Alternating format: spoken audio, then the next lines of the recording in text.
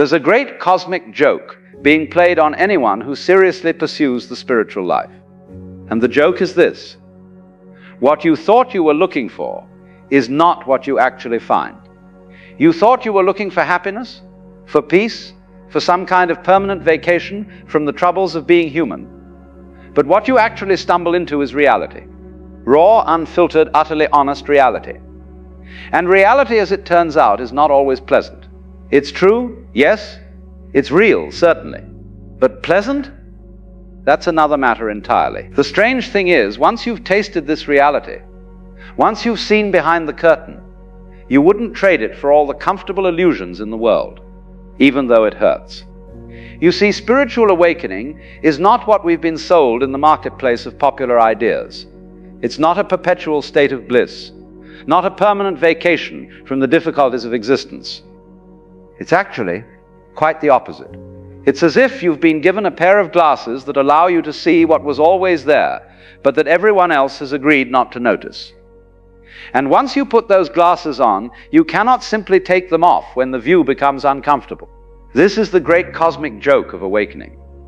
You've become like someone who has developed perfect pitch in a world where everyone else is tone deaf. The discord that was always there now rings in your ears with perfect clarity. Let me share with you 7 pains that accompany this awakening. Not to discourage you, mind you, but to let you know that if you're experiencing these things, you're not going mad. You're not broken. You're simply awake in a world that is still largely dreaming. The first pain is the agony of seeing through the games. You begin to notice that almost everything people do, almost everything society celebrates, is theater. The businessman in his suit, the professor with his degrees, the mother with her perfect family, they are all playing roles, and you see it. You see the mask, the costume, the script they're following. This wouldn't be painful except for one thing. They don't see it themselves. Imagine watching a movie where all the actors have forgotten their acting. They've become so absorbed in their characters that they think the drama on screen is reality itself. And you're sitting there, seeing the cameras, the lighting, the director calling the seance. You want to tell them, look, you're playing a part. This isn't who you really are. But they cannot hear you. They're too busy defending their role, protecting their character, making sure their performance is convincing. This creates a peculiar kind of loneliness. You're surrounded by people, but you cannot quite connect with them in the old way anymore. The conversations that once engaged you now feel hollow. The concern for its once seemed important now appear trivial, not because you've become superior, mind you, but because you've seen behind the curtain, and once you've seen, you cannot unsee. The second pain is the collapse of your old identity. Before awakening, you knew who you were. You had your story, your biography, your sense of self. I am this kind of person. I come from that kind of background. I have these qualities, these flaws, these aspirations. It was a comfortable prison, this identity. It gave you a sense of stability, of knowing your place in the world. But awakening dissolves all of this.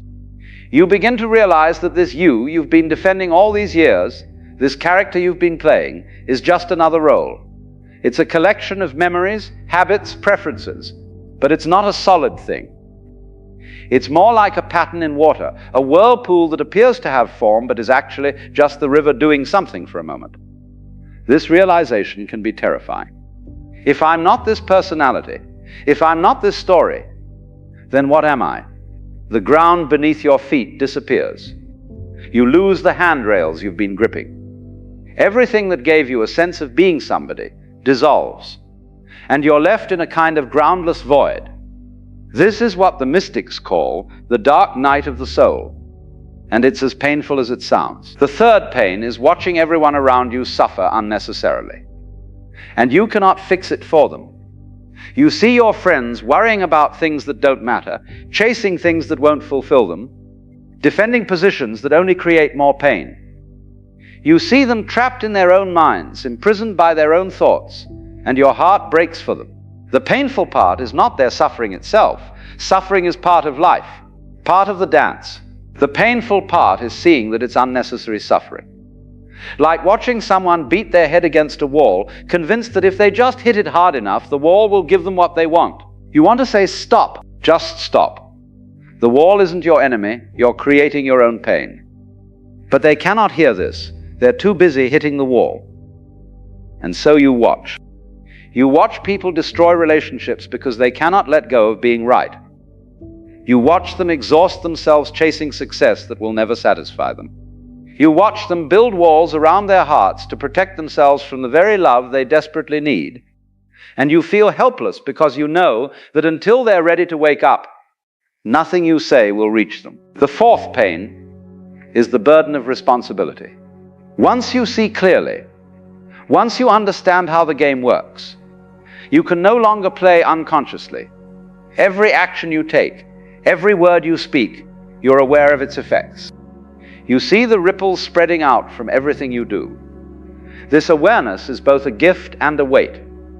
Before awakening, you could excuse your behavior. I was angry. I didn't mean it. I wasn't thinking. But now you see that you're always choosing. Even your automatic reactions are choices that you've made so many times they've become habitual.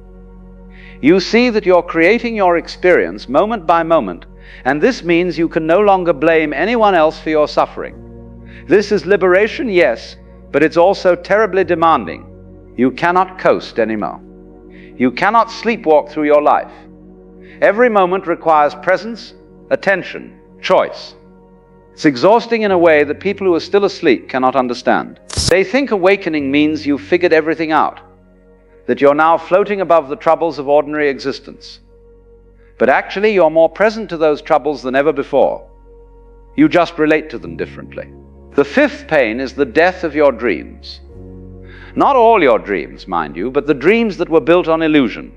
The dream of becoming somebody special, of finally arriving at a place where you'll be complete, of achieving something that will make you worthy. These dreams, which have driven you for so long, begin to crumble. You see that the self that wants to become enlightened is the very obstacle to enlightenment. The one who wants to be special is the one who feels ordinary. The seeker is creating the sense of something missing. It's like a dog chasing its own tail. The chase itself creates the distance. This is painful because these dreams gave your life direction. They were your North Star, your reason for getting up in the morning. And now they're revealed as fantasies, games you were playing with yourself. What do you do when the very structure of your motivation collapses? When the question, what's it all for, no longer has an answer that satisfies you? The sixth pain is the collapse of certainty. Before awakening, you might have been certain about many things. This is right, that is wrong. This is true, that is false. Life is this way, not that way. These certainties gave you solid ground to stand on. They made you feel safe, confident, oriented. But awakening reveals that reality is far more fluid, far more mysterious than your concepts about it. The more you see, the less you can honestly say you know. The great mystics and sages always speak with a kind of humility, a recognition that reality is ultimately beyond all our categories and labels. This is not false modesty. It's honest acknowledgement of the vastness of what is. This collapse of certainty can make you feel unmoored. In conversations, you find yourself hesitating, qualifying, saying it seems to me or in my experience, rather than making bold declarations. People may think you've become wishy-washy, that you've lost your conviction, but actually you've simply become more honest about the limits of what anyone can truly know. The seventh pain, and perhaps the deepest, is the recognition of your own participation in suffering. Not just your own suffering, but all suffering. You begin to see that there is no out there separate from in here. The violence in the world is not separate from the violence in your own heart. The greed that destroys forests is connected to your own grasping. The hatred between groups is reflected in your own resistance to what is. This is not about guilt or self-flagellation. It's about seeing the truth of interconnection. You're not a separate self encountering a world. You're the world knowing itself from this particular perspective. And this means that every act of ignorance, every moment of unconsciousness, every choice for fear over love, you see it all as your responsibility. This doesn't mean you're personally to blame for everything. That would be ego again, trying to be important even in its guilt. It means you recognize that the solution begins with you, that the healing of the world starts with the healing of your own heart. And this is a tremendous weight to carry, because you cannot fix it all. You cannot single-handedly awaken the world. You can only do your part, moment by moment, and trust that it matters. Now, having shared these pains with you, I want to be very clear about something. These pains are not signs that you've made a mistake, that you should have stayed asleep. They're not evidence that spiritual awakening is a terrible idea, quite the opposite. These pains are growing pains. They're the discomfort of a butterfly breaking out of its cocoon, of a seed cracking open to become a tree. You see, the alternative to these pains is the pain of staying asleep. And let me tell you, that pain is far worse, even if it's less conscious. The pain of living a life that doesn't align with truth, of playing roles that suffocate your spirit, of dying without ever having truly lived. This is a pain that most people carry so constantly, they don't even recognize it as pain anymore. It's just the background hum of their existence.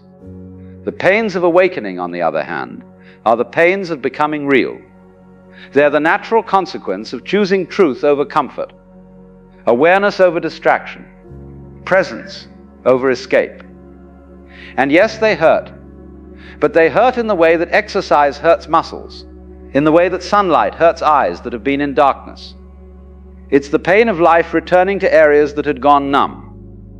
What I find most interesting about these pains is that they don't go away, but your relationship to them changes. At first, they feel like afflictions, like something wrong is happening. But gradually, if you stay with them, they reveal themselves as teachers. Each pain carries within it a profound lesson about the nature of reality, the nature of self, the nature of this strange and wonderful mystery we call existence. The pain of seeing through the games teaches you compassion. You realize that everyone is doing their best with the level of awareness they have. Without a fixed self to defend, you can be fluid, responsive, alive to each moment. The pain of watching others suffer teaches you patience and humility. You cannot save anyone who doesn't want to be saved. The pain of responsibility teaches you integrity. Every action matters, every choice shapes reality. The pain of dreams dying teaches you to live in the present rather than some imagined future. The pain of uncertainty teaches you to be comfortable with mystery, to live the questions rather than demanding answers. And the pain of recognizing your participation in all suffering teaches you that the personal and universal are not separate, that your inner work is the most important work you can do. There's a beautiful paradox here. The more sensitive you become to these pains, the more resilient you also become. It's not that you develop a thick skin or learn to shut down your feelings. It's that you develop the capacity to hold pain without being destroyed by it, to feel deeply without being overwhelmed, to stay open even when it hurts. This is what the spiritually awake learn. Not how to avoid pain, but how to dance with it. How to let it move through you without claiming you. How to use it as fuel for growth rather than as an excuse to contract. Pain becomes a kind of music, not always pleasant, but always part of the song. And here's what nobody tells you about spiritual awakening. Eventually, these pains begin to feel almost sweet. Not because you're a masochist, but because you recognize them as the price of being fully alive. You wouldn't trade your awareness for the comfortable unconsciousness you once had. The pains are worth it because they come packaged with something else. A sense of being real, of being authentic, of being in direct contact with life rather than living through layers of protection and pretense. You begin to see that these pains are actually signs of aliveness. Only dead things feel nothing. Only those who are truly living feel the full range of human experience, including its difficulties. And there's a strange joy that comes with this recognition. Yes, it hurts to be awake, but my God, it's better than being asleep. The spiritually awake walk a curious path. They're more vulnerable and more resilient at the same time. They feel more deeply and are less disturbed by their feelings. They see the illusions and still participate in the dance. They recognize the game and still play with full engagement. This is the art of living awake. To be in the world but not of it. To feel everything but cling to nothing. To care deeply but hold lightly. So if you're experiencing these pains, welcome. Welcome to the club of those who have chosen to wake up. It's not an easy club to be part of, but it's an honest one. We don't pretend life is something it's not. We don't sugarcoat reality. We see it as it is, and we love it anyway. We feel the pain of existence, and we embrace it as part of the mystery. Remember, you cannot go back to sleep on purpose. Once awakening begins, it continues whether you like it or not. But you can resist it, and that resistance creates even more suffering. Or you can surrender to it, let it take you where it wants to go, let it teach you what it wants to teach. The pains will be there either way, but in surrender, they become pathways rather than obstacles.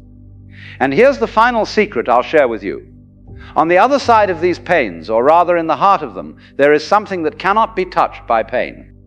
There is an awareness that witnesses all experience, but is not damaged by any experience. There is a peace that exists not because everything is peaceful, but because it's not dependent on circumstances at all. This is what the spiritually awake eventually discover, not an escape from pain, but a dimension of being that is prior to pain. Not the absence of suffering, but the presence of something that cannot suffer even while suffering is happening. This is the ultimate paradox. The pains are real, and yet they're happening to no one. They're experienced fully, and yet they're not a problem. This might sound like philosophical nonsense to you right now, especially if you're in the middle of one of these pains. That's fine.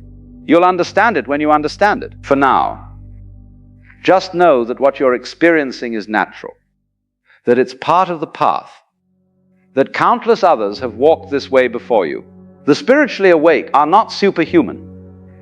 They're simply awake.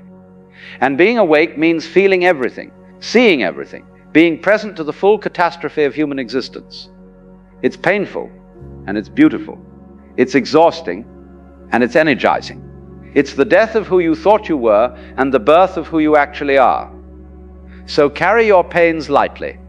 They're not burdens to be gotten rid of. They're companions on the journey, reminding you that you're alive, you're awake, you're participating fully in this mysterious dance of existence. And that, my friends, is worth every moment of discomfort.